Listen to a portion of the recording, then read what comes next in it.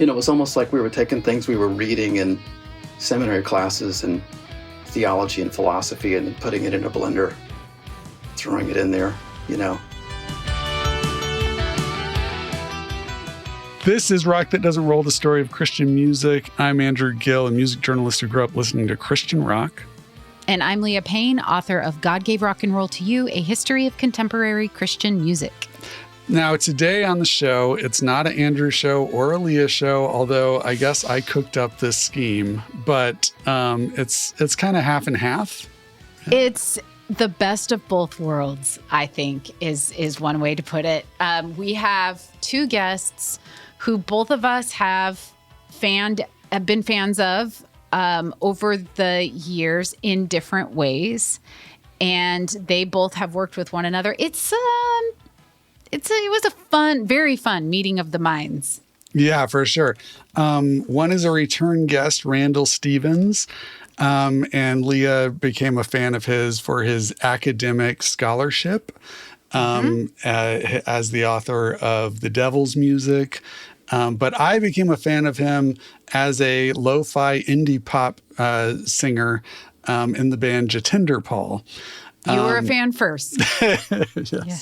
But we have him and we have Scott Hatch, the impresario behind Burnt Toast Vinyl, the man behind the label, who has been one of those kind of cogs in the machine, keeping the simple machine of underground Christian music labels going since the 90s. He's been putting out records, and he has recently reissued one of Jetenderpaul's albums on vinyl for the first time.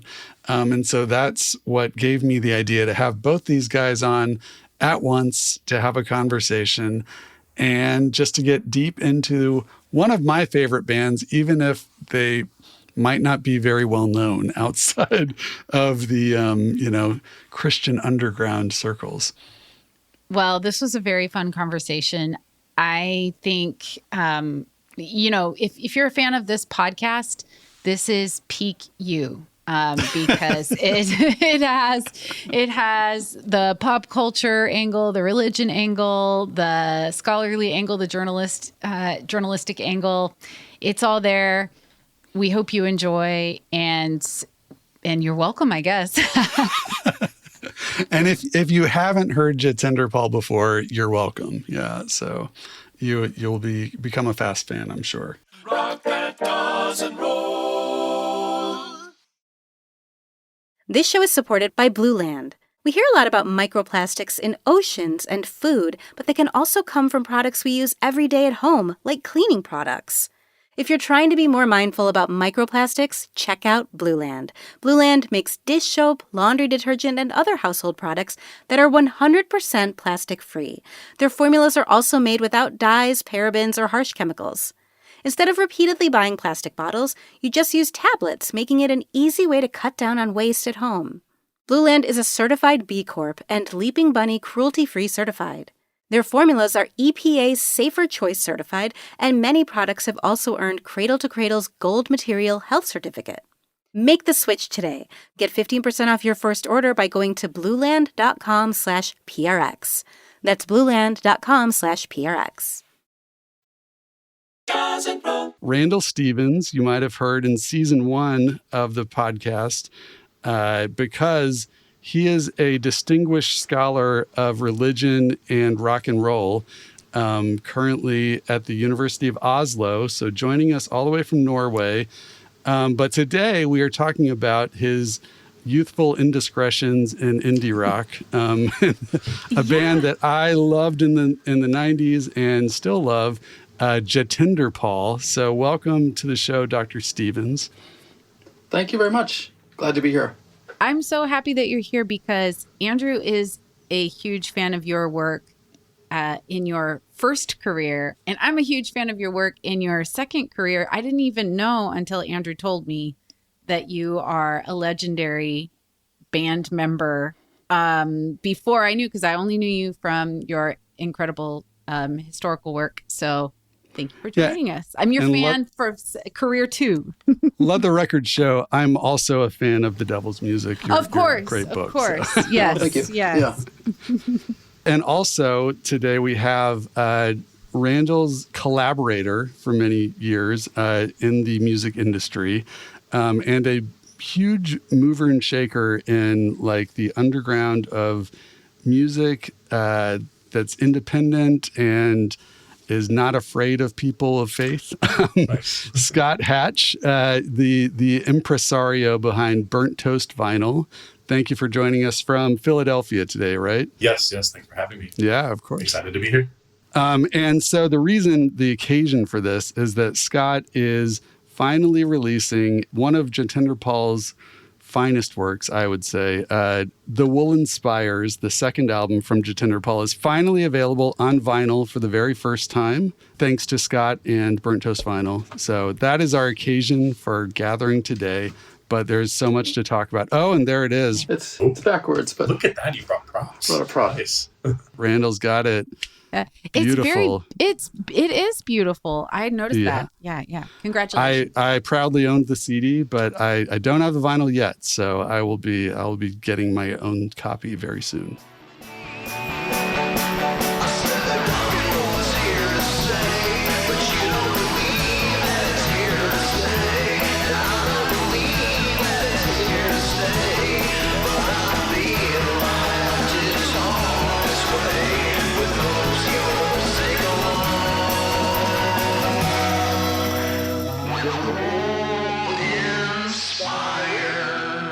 Why don't we start? Unless Leah has an idea for our opening question, I can never top yours. This is an Okay, I Andrew don't wanna special, so filibuster. I'm no. I'm hands off when it comes to your special episodes. All right, you get this. You get the follow up to this. But I would like to just start by asking both of you what like music and religion environment you grew up in, and were you restricted to only Christian music? Were you dragged to a Christian bookstore? Or what was your first album? Why don't we start with Scott? What kind of tradition did you grow up in, and what did your parents encourage? Sure. So I grew up in a Methodist household, and my mom is super cool. She is a health and PE teacher by day. And one of her claims to fame is she would teach a class on sex and dating at Methodist church camp. So she was a little bit wild in that sort of environment. So always proud of my mom.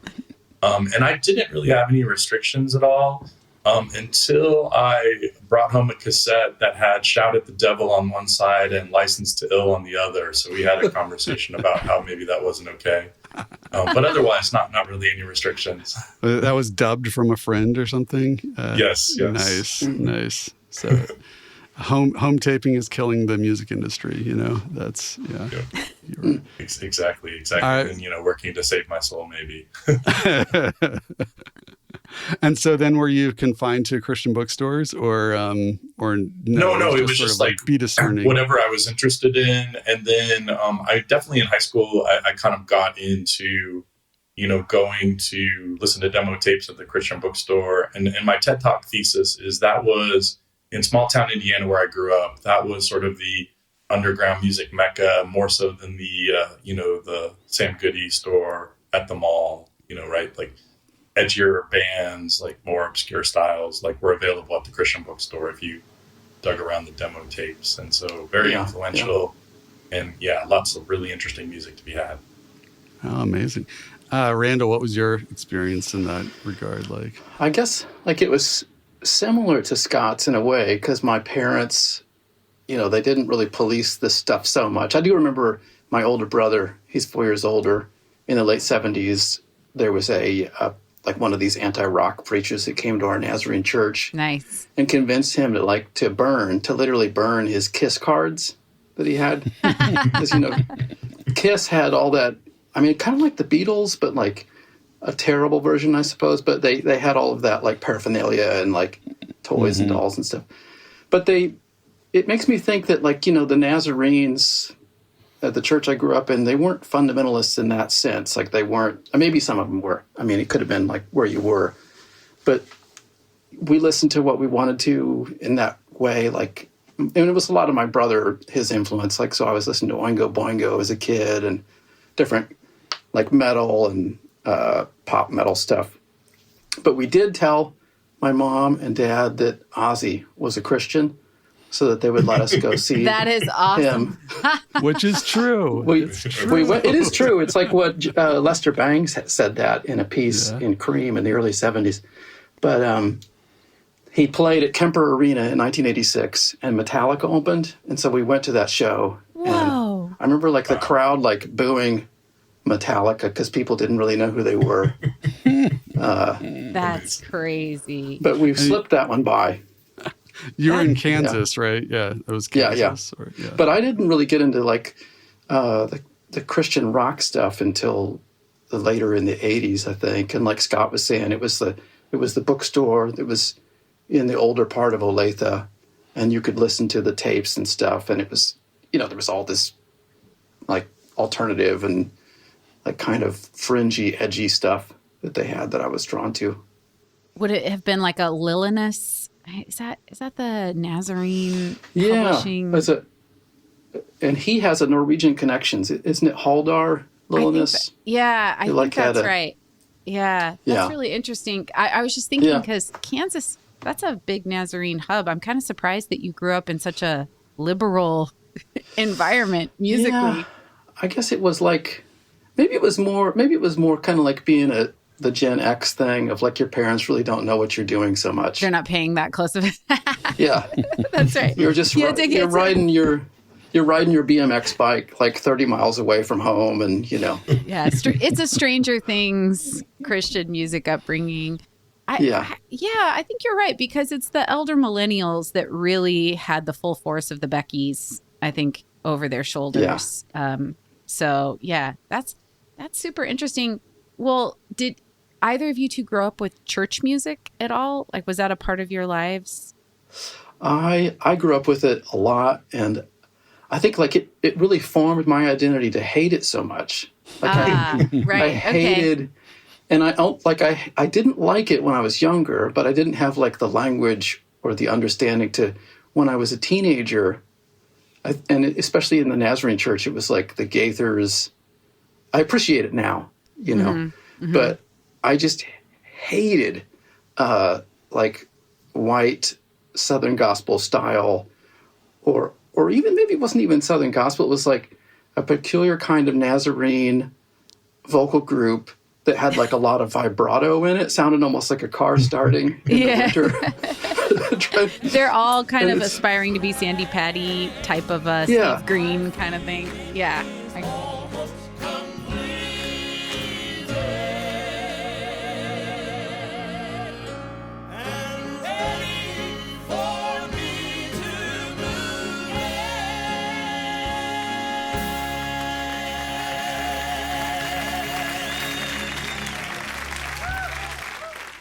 And also, like at the Nazarene colleges, the two that I went to, they had these vocal groups that almost seemed like what is an octogenarian wants young people to sound like, almost like that was the model of what the music was. So it was to me at the time, it felt very square, and I was like, I thought of my taste as like against that.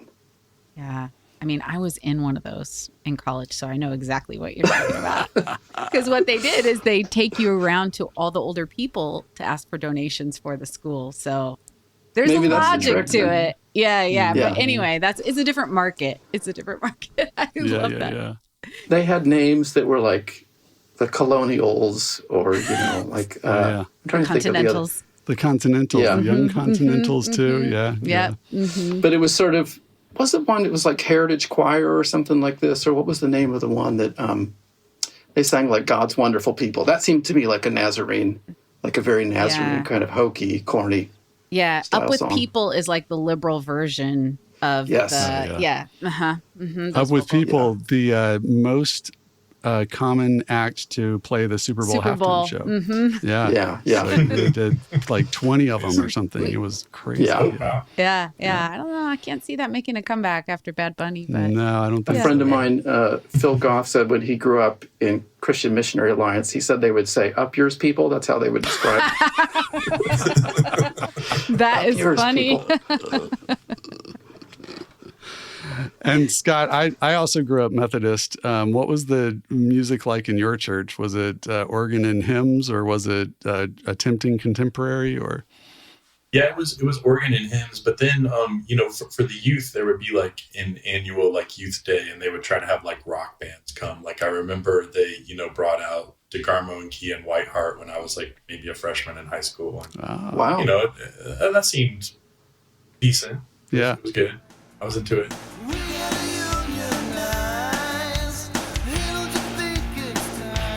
Boycott hell.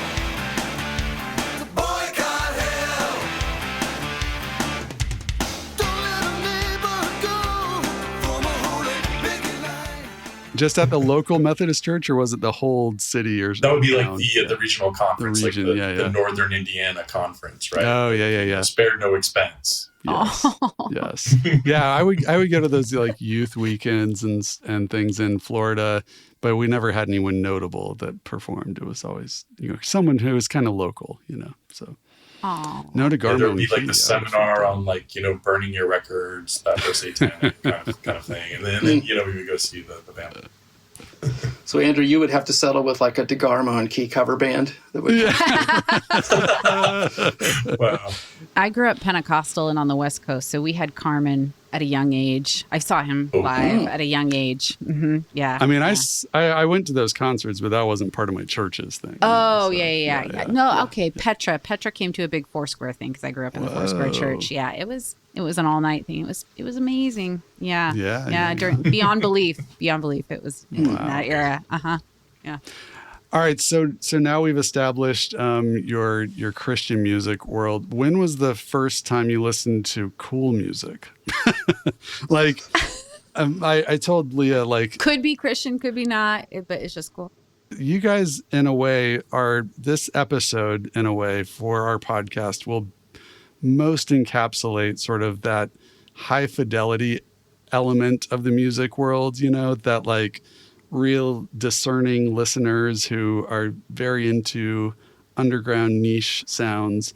So when did you discover that world, and what was the artist or album?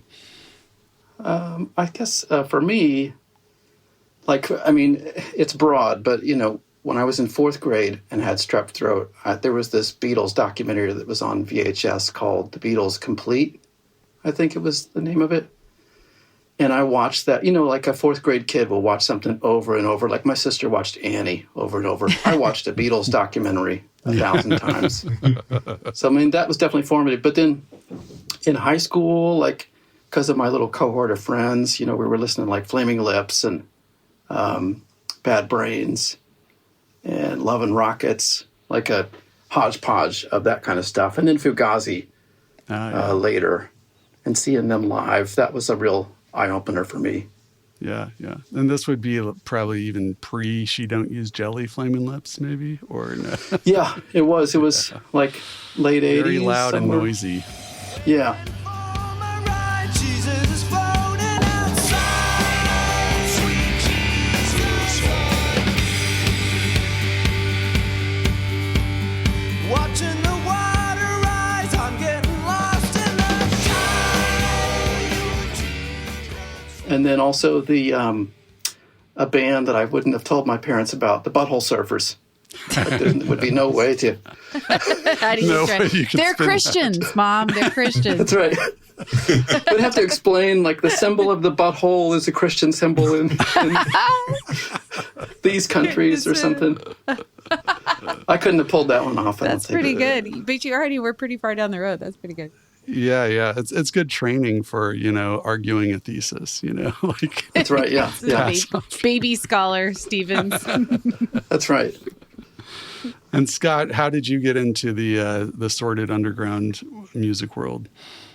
Yeah, definitely like when I was in high school, like I had a lot of friends, like we would watch like 120 minutes and we'd be into like, I don't know, like REM and Order and Depeche Mode, like, kind of your, bigger alternative rock kind of bands from that era.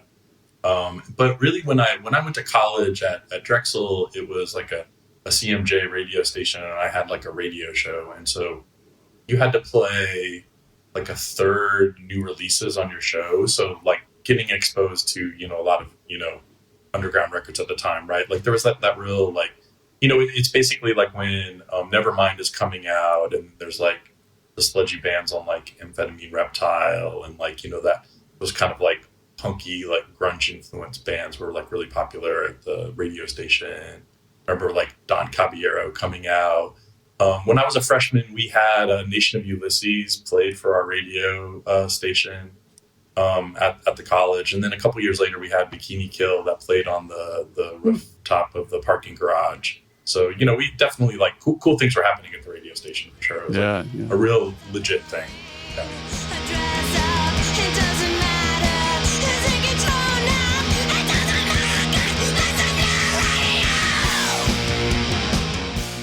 Yeah, amazing. What years would those be? Yeah, so I started college in the fall of '91. So, right as like Nevermind is like becoming a phenomenon. And in fact, like we were able to play it like when I first joined the radio station, and then it was like you can't play these records anymore. Like, they're too popular. Yeah.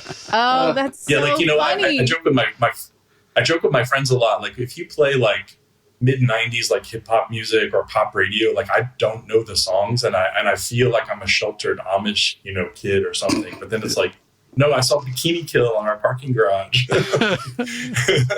I definitely have credibility, but the more I've lived in European countries, it's like the American college radio station and like the campus environment. It's like a hothouse for, especially if there's like an art school, like in Athens, or Lawrence, Kansas. But it's like, it seems like a kind of positive side of American exceptionalism, if there's such a thing, that, like taste making that comes out of like Drexel. And because is there not an equivalent in the university systems in Europe?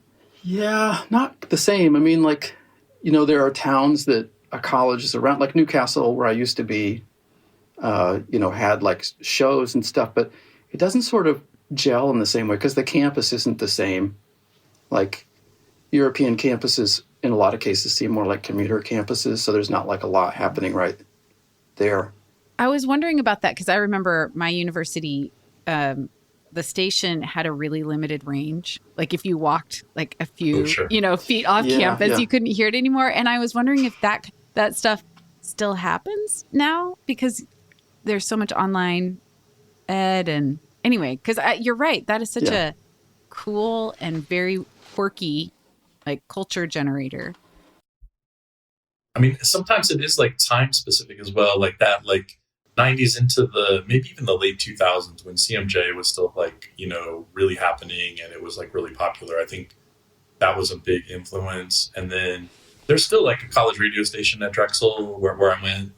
But, it is like online for its broadcasting. And it does have an antenna and it broadcasts in Philadelphia. Cool. But, not necessarily like the hugest range. But, definitely a population can be reached because Philadelphia is a large city. But yeah, like I think we were 100 watts when I was on the radio. I think maybe it's a bit more, like 500 or 1,000 watts, but still nothing too powerful. Yeah, I was thinking we had this an author. I think she has a connection to Vanderbilt. Jewel. Catherine Wright Jewell. Yeah. Yeah. Mm-hmm. She wrote a book on college radio.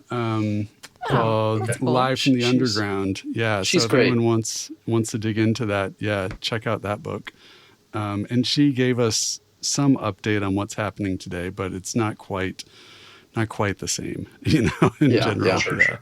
Yeah. But yeah, that if any listeners want to find more about this college radio stuff we're talking about, that was a big thing for my family too. My older brother, my grandparents lived in Tallahassee, Florida. So we would go there all the time. And my brother in high school or middle school discovered that they had a college radio station. And he would just bring blank cassettes anytime we went to Tallahassee, just put them in the recorder, turn on the radio, like disconnect the speakers and just hit record and just record whatever was on. And then he'd just take it home and just listen to whatever he got, you know? Yeah. That's incredible. Yeah. Yeah. And then, you know, that led to him working there and running that station eventually. And then, yeah, all the led him down the Primrose path. Yeah. Rock that doesn't roll. Rock That Doesn't Roll is supported by Larry'sCoffee.com, a roaster from Raleigh, North Carolina. Very high quality coffee beans. Oh, wow. Just this morning, I brewed myself a little pot of Ethiopia Sidama. Their Sidama Pharaoh, I think is how you say it. Their light roast.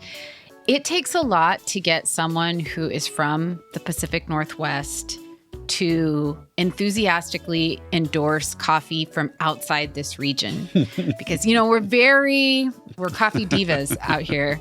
But I love this coffee. It's so good. It was really light. And I used to be a barista. I don't know if I've mentioned that. That's established lore at this point, right? Like yeah, that's right. That's right. I am in retirement, but those skills just never go away. So I love this coffee. Yeah, I tried the Bean Martin in a French press, and I was very happy with how that tasted.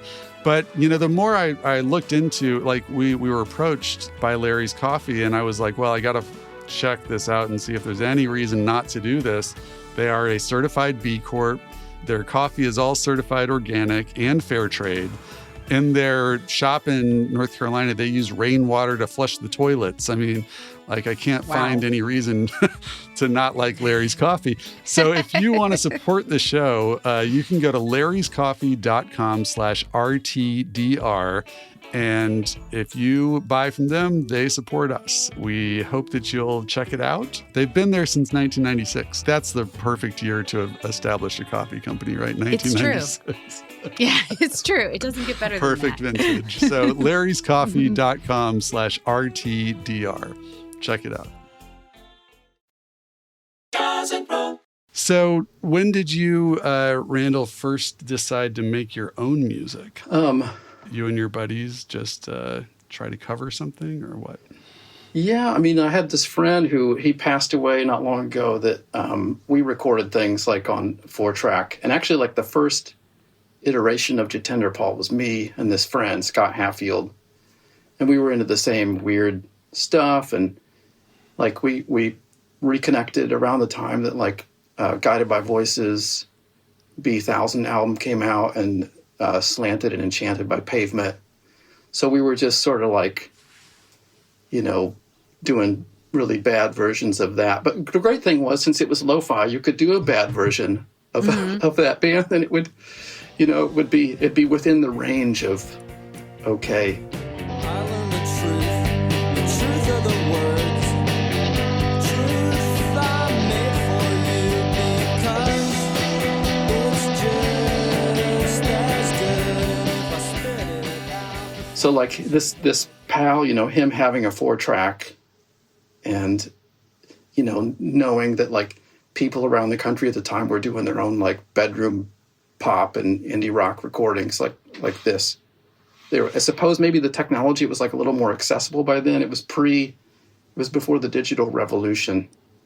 But yeah, that was just like, it was amazing to think, like, oh, you know, we can do this. And then I had some friends who were in Lawrence, Kansas, and were in, like, math rocky bands like Zoom, and one called Panel Donor. And then these guys I went to high school with who used to come and see us, who were in the band, the Get Up Kids.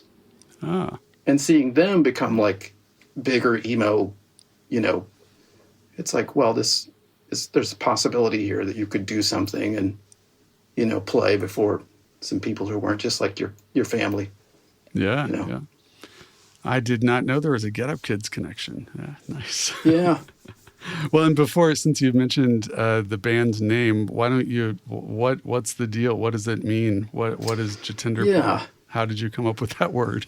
Well, it was the name of a girl we went to school with that we didn't really know all that well, but we changed the spelling, and part of, I think, was like how the name sounded, and it was just sort of a, like, I don't know, like Wait, her name We- was Jetenderpaul, like her first name? Yeah. Whoa. But I think it was spelled like Jite, and then the rest, maybe PAL at the end. But we definitely thought, like, there's no way another band is going to have this name, No. You were thinking So about we'll never have to- SEO in the early 90s. It'll never have to be like, there are some of those bands that are like, what is it, like Charlatans UK or whatever, that have like Right. they have to be branded by like the country that they're from or something. Yes. Yeah. So that was part of it too.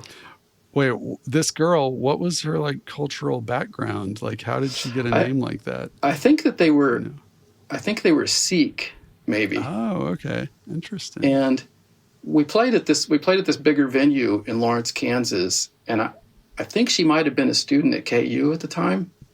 And I've always thought, like, I wonder if she walked by there and saw, like, it's spelled different, of course, but She's like, you guys got it wrong. am I She's playing like, that I'm tonight? playing a concert? Uh-oh. I don't have any songs. Yeah. It really is like it's a pretty good move, because the 90s there were so many just bands with absurd names and like weird phrases and things that you would do. Anyway, so you're right. You did a good job, because I've never heard anything anywhere close to that. And it would lead to, like, I remember people wouldn't know, like, because there would be nothing to attach onto it in a way, because it was weird.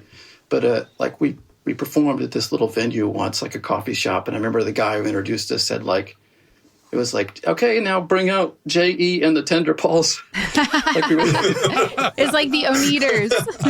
yeah, exactly. Like, that's some netters. Yeah, exactly. And there would be other ways that it would be like mangled or, so that was kind of part of the fun. Yeah, I mean, as someone who has owned 2 Jetenderpaul T-shirts in my life, the looks I would get, walking around with that on my shirt, nobody knew what to make of it. It was Like, what is that? Well, Yeah. there's funny. nothing more indie and cool than knowing the right way to pronounce something. So Yes. I think that is very perfect. Then you give all your fans the opportunity to be like, actually, which is really a setup for the actually. Academy, where it's like, it's not Max Weber, it's actually. But anyway, Yes. keep going. That's true. I mean, like it is like a graduate seminar classroom For when someone says, sure. like, you're mispronouncing Yeah. Foucault's last name. Exactly. Yep. Oh, it's yeah. Goethe. It's Goethe. That's right. That's right. Then, of course, it makes me want to just mispronounce them on purpose. But Yes. anyway. Yeah. So, Scott, I wanted to ask you, like, you're at Drexel as a college DJ. You're playing all the newest, coolest releases. You're passing Kathleen Hanna in the hallway. Sure. When did you, like, what was your feeling about, like, incorporating anything Christian into this world? Or, like, what did that even mean in your mind at that time?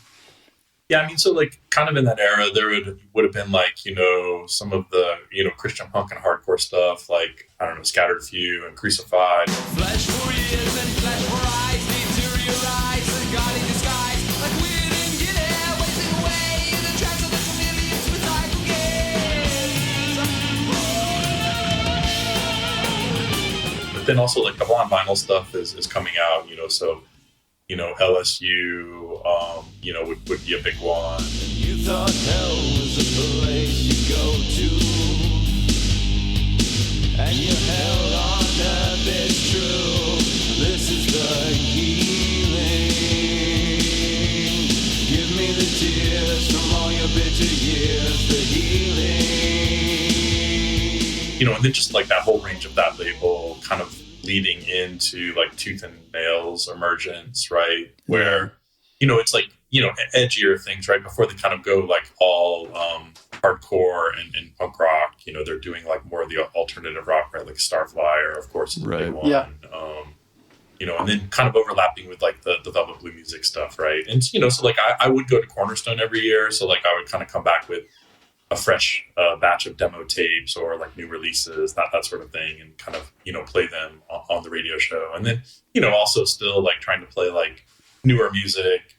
I definitely had this like side interest in like gothic and industrial music there for a while, because it was like the early 90s, and that was like kind of a big deal in Philadelphia. So would kind of mix that into, and then there were some of the emerging themes of that in Christian music as well, right? So I was always like a big fan of like Mental Destruction or Revolutionary Army of the Infant Jesus, like the esoteric, like gothy, ethereal kind of bands, like industrial bands as well. So at the college radio station, did people peg you and say, this is the Christian guy? This is the guy who's always going to try to edge in some Christian stuff? Yeah, I mean, I think they knew that a little bit. And then I think we did get serviced by like Tooth and Nail at the radio station, and that caused some problems. Like, because some of the punk stuff on Tooth and Nail, like, you had like Focused and Unashamed that were like pretty overtly like in your face about the Christianity, where like, something like Starflyer is just like, they're a cool band. Like, you can kind of play them anywhere, and it's, just kind of mixes in with, the rest of college radio. Right.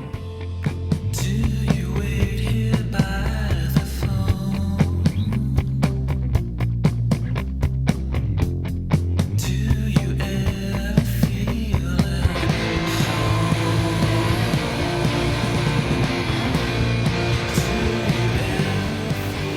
I wonder if I could ask, Andrew has educated me so much when it comes to the indie Christian-y sphere. When I was researching the book about contemporary Christian music, much more about the mainstream stuff, I listened to a lot of interviews with Brandon Ebel because, he's famously doesn't sit down. He interviews with him for his own label's podcast. I listened. Yes. That's how I prepared. And then also talked to Frank Tate, a 5-minute walk. And sure. And I got very different philosophies from them about, creating their labels, why they were doing what they were doing. And I wondered if you could talk a little bit about your, like, how you saw, like, the creation of this music. Like, what was it for? Does that make sense? Yeah, well, and before you answer, we should just insert the fact that Scott did wind up releasing vinyl versions of Tooth and Nail albums, right? So you cool. must have had some Sure. professional Yeah. interaction with Brandon. So you might have actual direct insight into him as well. So No, for sure. I guess for me, like the point of it all was like really the creative spirit, right? Like, interesting people making interesting art, right? And I sometimes there was a faith perspective and sometimes there wasn't, but just, people that I end up meeting and knowing in the area that were, making music, right? So that always kind of intrigued me. And then kind of the weirder and the edgier, like the better, like, I'm really good friends with like, Dan Smith of Danielson Family. I mean, and I'm a huge fan. Like, I think, he's really making some really interesting creative art, and I'm all in on it. I love his creative spirit. So, definitely a fan of that sort of thing. So I guess that would be it for me. Not so much like there's a message to like sort of spread or like an idea to kind of encapsulate here, but just like kind of all encompassing, like, just like, good art to add to the universe. Share your own story in a creative way. it's kind of like you can identify them. You're like, oh yeah, this is like my people, or something. Like this is my kind of people. Like I just recognize game or whatever. No, totally. Yeah, you have some common interests, or some other bands that we like all the same, and kind of interweaving these interests and influences. Something new. And Leah, that's pretty much what you found with your book in the mainstream CCM industry too, right? Oh yeah, absolutely. Yeah, art for art's sake is definitely. Yeah. It's funny how much the like with the Christian indie stuff, like the late 90s and early 2000s, like it seemed like it was kind of like it was positioned itself as so anti Nashville, or like Nash Vegas, as people were saying at the time. Yeah. There's like it's a funny kind of like sibling rivalry. Yeah, it's interesting because I was thinking about both Tooth and Nail and 5-Minute Walk are so West Coast, like culturally and by their own kind of, I wrote about contemporary Christian music as this kind of ongoing conversation between the American South and the West Coast in terms of like forms of evangelicalism. And so Northeastern voices, even Midwestern ones, were not as, they weren't as culturally dominant in that industry. And I was just thinking about, I don't know, how you all think about your work in relationship to that, because it was definitely like the West Coast rebels and then the Southern traditionalism and like all the, the people who were like Gaither adjacent, but ended up, I'm thinking of, they've been in the news lately, Avalon, like those kind of the vocal jazz ensemble turned into kind of popish music. All that was happening at the same time that you all were making music. And I can't imagine things like more diametrically opposed to one another. Sure. Did you even think about what you were doing as having any relationship to that world at all? No, not at all. Like, for me, it was like sort of taking the Simple Machines guide on like how to start a record label, and then just like going for it, like having some money and being like, these are my friends, I want to release these records. I can do this. We're gonna figure out how to make 7-inch vinyl. We're gonna make CDs and kind of figure this out. Not really, and not really coming at it from a perspective of, this is like even a Christian endeavor. This is like an essential like DIY effort that we're going to will into action. And that's what we're about. And it was just maybe the tribe thing that made it seem Christian, Yeah, totally. Yeah. And definitely on my label, there's a mix of, people that, wouldn't adhere to being, Christians, but they're just, friends, people that we're interested in and like, want to put their records out into the world for sure. And that would, just be part of that DIY ethos kind of thing. I do remember like with the DIY thing too, like I think maybe even before I had met Scott, like I'd seen your, the newspaper. Was it also called Burnt Toast Vinyl? Oh yeah. Burnt Toast Zine. Yeah. Zine. To advertise shows that we were doing. Yeah. That, and then like, this one, it was, I think, called Kamikaze from Minneapolis, maybe, or something. And it seemed like those were like, they had the spirit of the sort of independent lo-fi, do-it-yourself, and against maybe the opposite of that was like Heaven's Metal or some other like CCM kind of thing. Yeah. Sure. I'm just thinking about the studiousness that this type of industry rewards. Like you have to... It rewards fans who will go the extra mile, the type of fans who will go to a college town and just record stuff. And then I'm guessing that your brother, Andrew, had to go back through and like take notes on what he was hearing and then go to a store again. I'm just wondering, it's never going to be big, but they're dedicated. Have you found that fans have stayed with it? Because we're, 30 years later. And you're releasing, do you feel the rewards of that kind of like scholarly type of audience now? There are some people that have like stuck with it over the years, but like, depending on what I'm into and what I'm releasing, like there's going to be new waves of fans now, releasing, the Will Inspires, the Jetenderpaul record on vinyl, I think kind of harkens back to like the, older fans. But then at the same time, like I released 2 Costa Rican shoegaze records that are kind of lightly adjacent to Jetenderpaul. So kind of disparate but connected.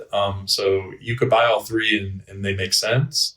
But if you didn't know anything about Jetenderpaul, maybe you're just interested in the Costa Rican band.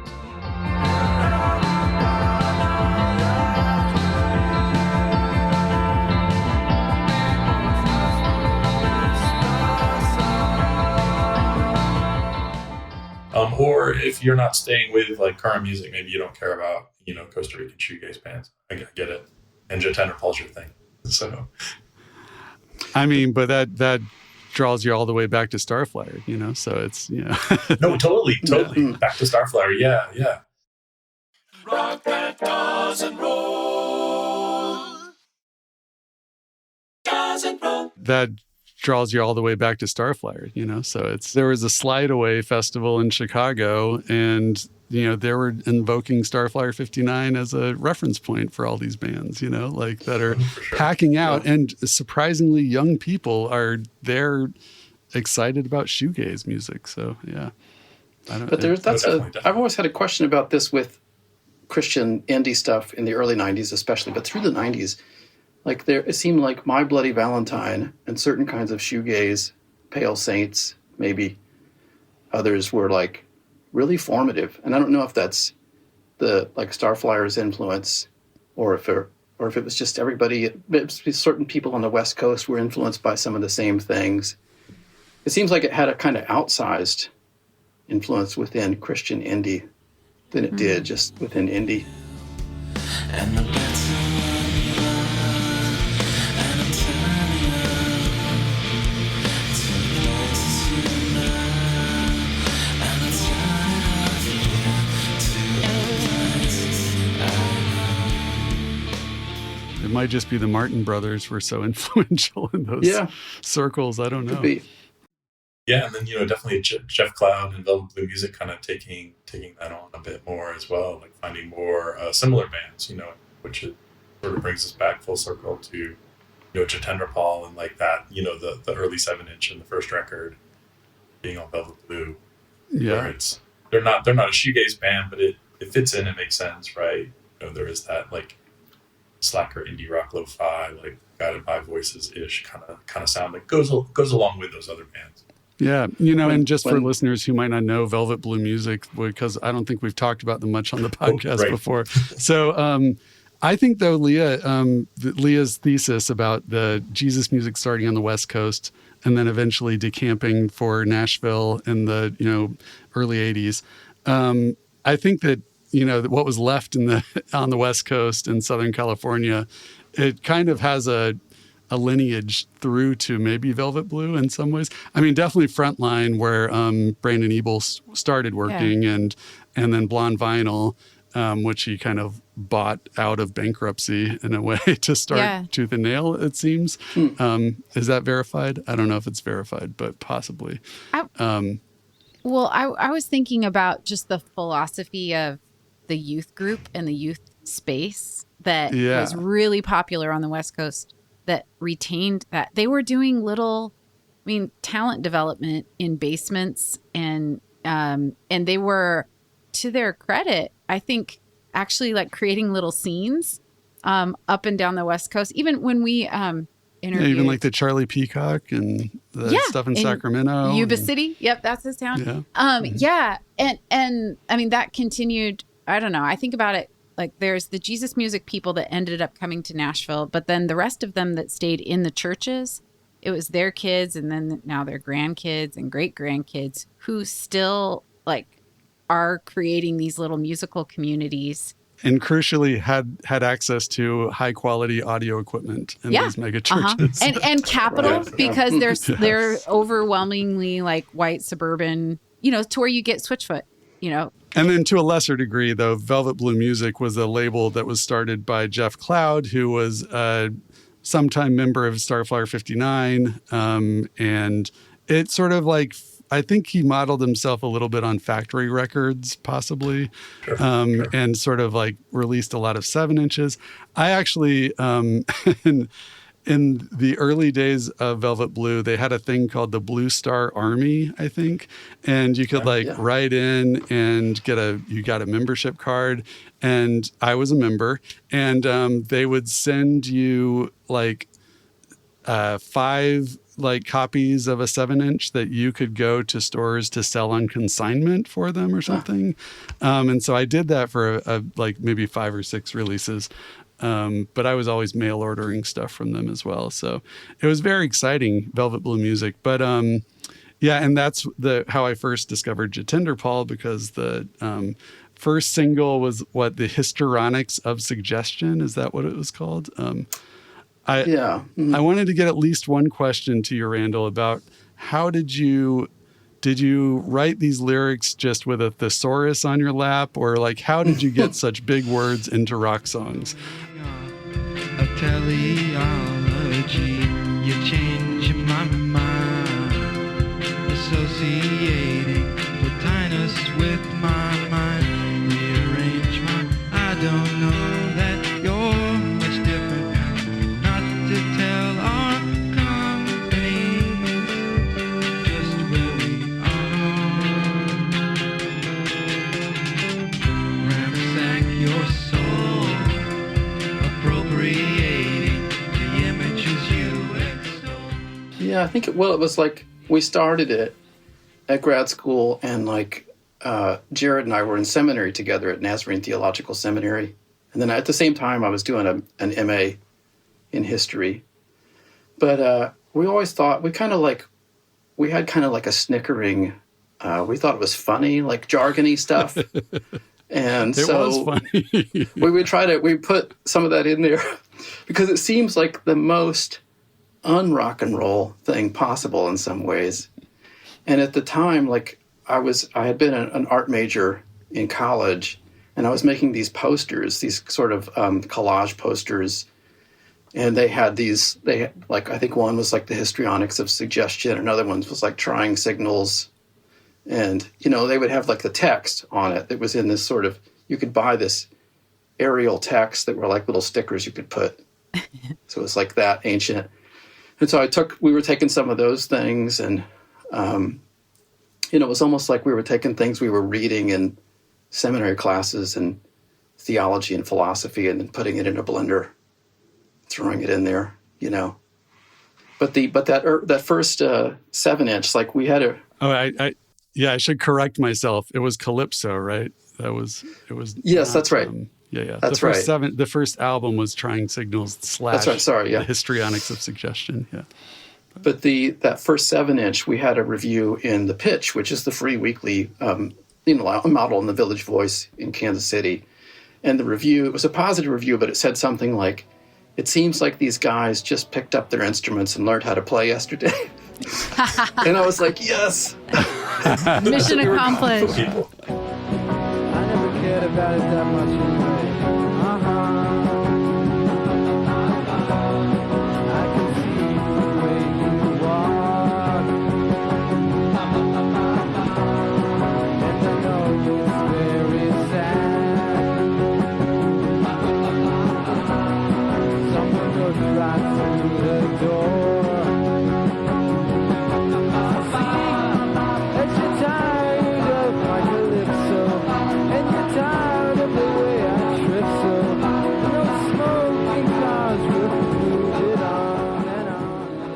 It's very credible from the very first record. If you have any awareness of the Olivia Trimmer Control or the Gerbils or, like these, Flying Nun. Oh, the Elephant records. 6. Elephant 6, yeah. And, the thing, I've thought about this as a, middle-aged adult, looking back on my youth.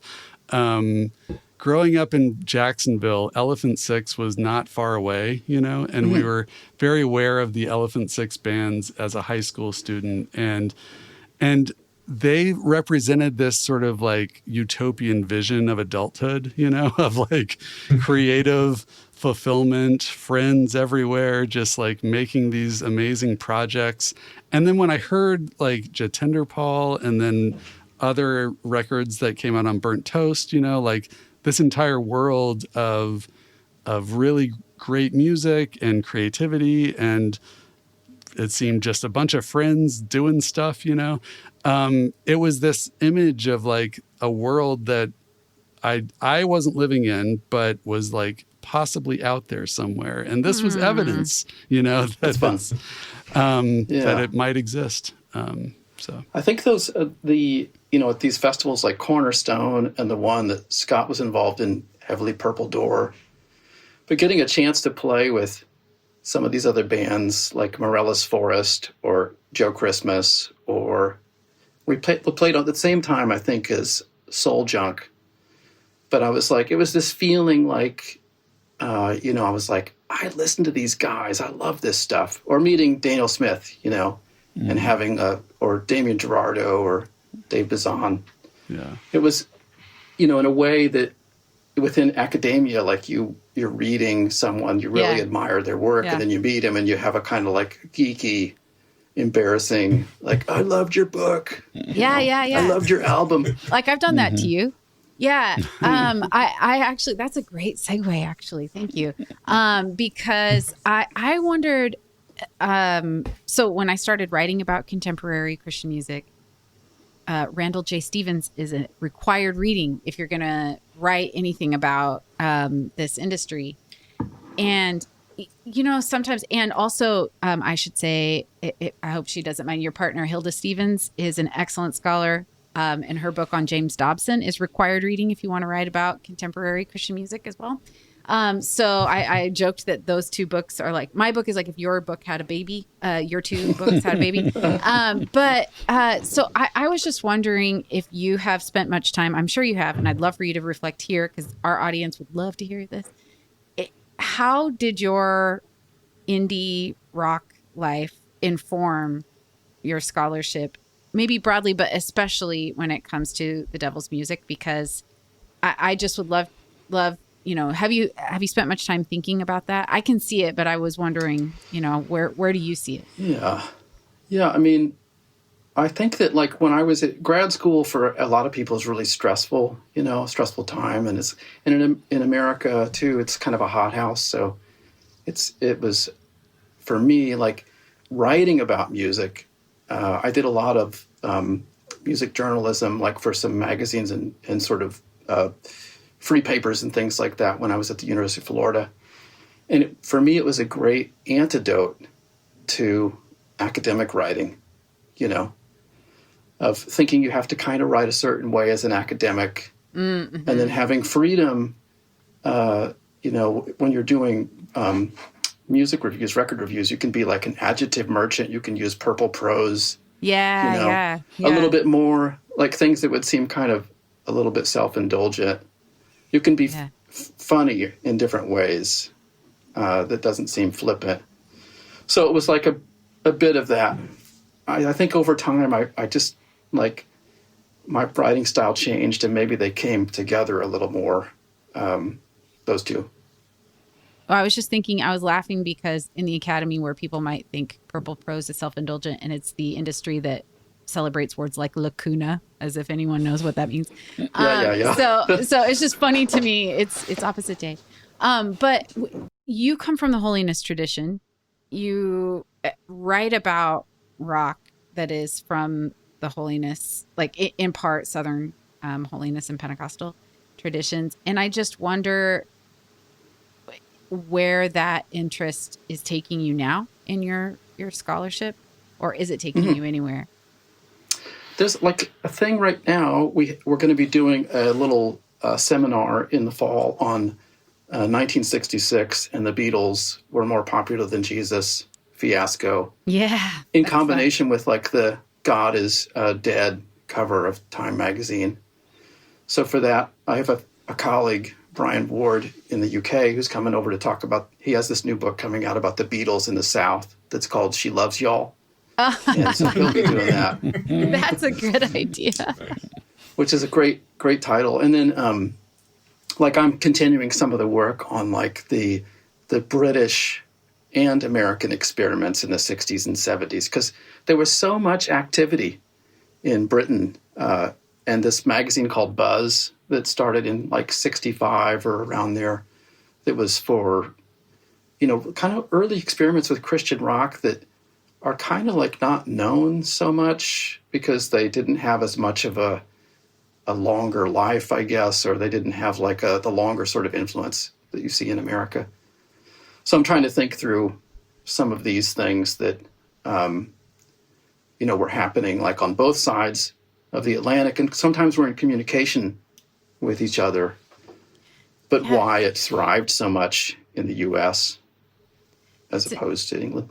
That's really interesting. I wonder if there was because in the U.S., of course, there were all these hokey experiments that got taken up because people like Billy Graham saw their social and political utility. And I'm wondering if there wasn't maybe a counterpart there to see like, oh, this is what we could do with this, regardless of whether or not the artist wanted it, because a lot of times they didn't. But I wonder, do you think I don't know of anyone. Yeah, I have all sorts of ideas about like my experience living in Britain. It's like a lot of Brits are like the last people on the planet who would be taken in by like self-help literature or things that like they have like hokiness or corniness. There's such a disdain, or it could be that, Oh, that's funny. Yeah. Whereas Americans are like, give us more, please. Or... That's right. Yeah. Yeah. And also with like the kind of collapsing of institutional churches in Britain. What one scholar called the death of Christian Britain, even though that's not entirely true. Just like because people aren't sitting in pews in churches doesn't mean they're not religious. But Right. yeah, I'm still like in the process of it, so I'm trying to figure out these differences there. That's cool. Well, you'll have to come back and talk to us about it. Yeah, that's like Yeah. you just described my entire Instagram feed. It's all abandoned churches in England. That's like everything. The Right. algorithm knows me now, and that's all I get served That's so up. funny. It's just well, Scott. By the time we put this out, we'll have put out our episode, our interview with Emperor X, and I think we mentioned you in that interview. And I wonder, just broadly, like what kind of music that you're hearing today.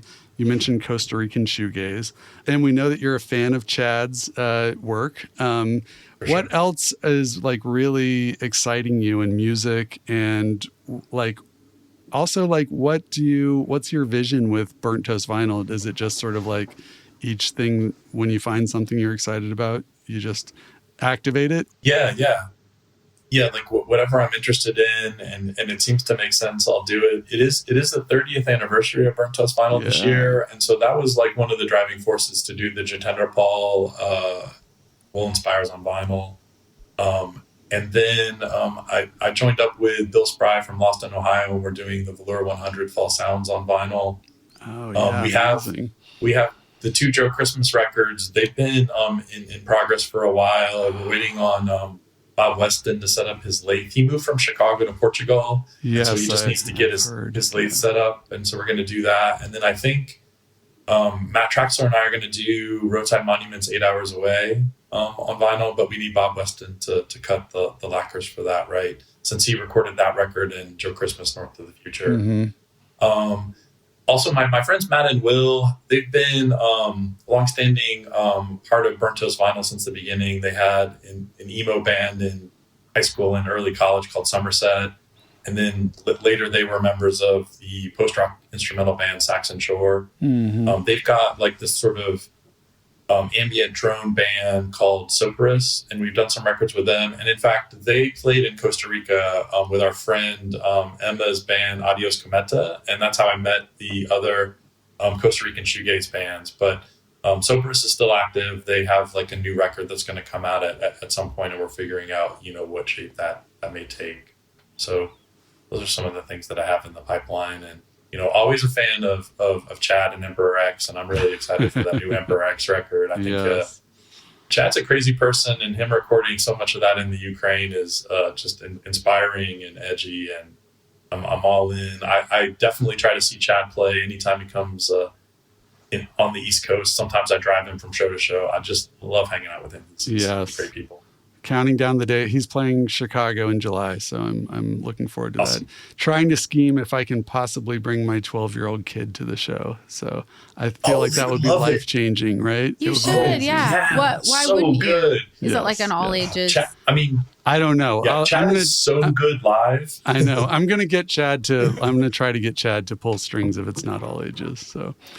But yeah, no, my kid listens to Emperor X and likes it, so it's great. So good, so good. Yeah. Oh, I love That's it. cool. I love it. Yeah, Raising them right, raising those kiddos right, doing what I can. Well, Leah, did you have any other questions, or I know we shouldn't take up more than I do have questions, but I'm not going to ask them. We're going to have to wait for another time. Thank you both so much for joining us. Yeah, thank you. Thanks for having us. I guess in full disclosure, I should mention that Daniel, your brother, has been a publicist for my record label, and he's great people, and I enjoy working with him. So he's been very helpful over the years to my label. So yeah, thank you. Yeah, and he is working Chad's record, so it's we're full of conflicts of interest here. So. Do we have to disclose that? Is that I think we'd have to make money in order for that. Yeah, maybe that's like a humble brag. Yeah. Be like, I got to work with Daniel Gill. Yeah. We're very appreciative of our Patreon subscribers, by the way. So I don't want to imply that we make no money, but it is. Yes, it is below not a substantial disclosure. It's not like when NPR talks about Amazon. So, Right. All right. Well, thank you guys so much for joining. I guess we're done. Yeah. Yeah. Right. Thanks. That was fun. Yeah. That thank was you guys. super fun. Good, Tell good to see you, Hilda hi. Randall. Yeah, I will. Thanks again to Scott and Randall for joining us. Again, Jetenderpaul is the band. Burnt Toast Vinyl is the label. So many great things to discover from both of those names. Thank you for listening. And a huge thanks to our Patreon supporters for making the show possible. You can become one yourself at patreon.com/RTDR. We'll be back in 2 weeks. In the meantime, you can find us on Substack and Instagram by searching Rock That Doesn't Roll and at our new website, rtdrpod.com. Of course, you should give us a rating and review on whatever podcast app you're using to listen right now. And consider supporting the show by ordering coffee from larryscoffee.com/RTDR. Season 4 of Rock That Doesn't Roll is distributed through the Public Radio Exchange with funding from our Patreon community. It's produced by the one and only Andrew Gill. Our original score is by Jim Cooper of Infomercial USA. If you have a story to share or thoughts on this episode, please call our hotline at 629-204-4264. Our email address is rtdrpod@gmail.com. I'm Andrew Gill. And I'm Leah Payne. Remember, rock all you want, but watch it when you start to roll.